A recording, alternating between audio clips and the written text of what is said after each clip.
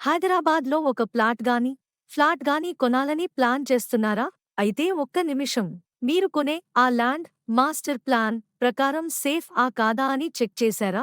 అసలు master plan అంటే ఏంటి? ఇది ఎందుకు తెలుసుకోవాలి?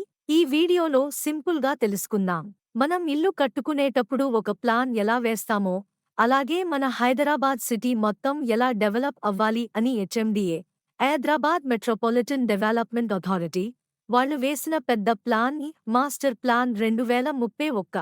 దీని ప్రకారం సిటీలో ఎక్కడ ఇల్లు కట్టాలి, ఎక్కడ ఫ్యాక్టరీస్ ఉండాలి, ఎక్కడ రోడ్లు రావాలి అనేది ముందే డిసైడ్ చేసి ఉంటుంది.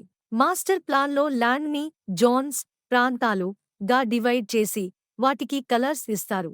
మీరు ప్లాట్ కొనే ముందు ఈ కలర్ కోడింగ్ ఖచ్చితంగా చూడాలి. ఎల్లో కలర్ ఉంటే అది రెసిడెన్షియల్ జోన్.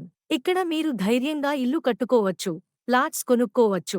రెడ్ కలర్ ఉంటే అది కమర్షియల్ జోన్. ఇక్కడ షాపింగ్ మాల్స్, ఆఫీసెస్ కట్టడానికి పర్మిషన్ ఇస్తారు. పర్పుల్ లేదా బ్లూ కలర్ ఉంటే అది ఇండస్ట్రియల్ జోన్. ఇక్కడ ఫ్యాక్టరీస్ మాత్రమే కట్టాలి. ఇక్కడ ఇల్లు కట్టుకుంటే పొల్యూషన్ ప్రాబ్లం ఉంటుంది, ఫ్యూచర్లో వాల్యూ ఉండదు. ఇది చాలా ఇంపార్టెంట్. గ్రీన్ కలర్లో ఉంటే అది అగ్రికల్చర్ లేదా కన్జర్వేషన్ జోన్. ఇక్కడ పెద్ద పెద్ద బిల్డింగ్స్ కట్టడానికి హెచ్ఎండిఏ పర్మిషన్ ఇవ్వదు. ఫార్మ్ ల్యాండ్స్ కి ఓకే, కానీ ఇల్లు కట్టుకోడానికి రిస్క్.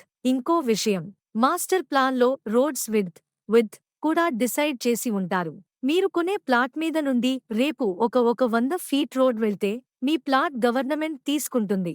అలాగే చెరువులు, లేక్స్ పక్కన బఫర్ జోన్ లో ఉన్నా కూడా పర్మిషన్ రాదు.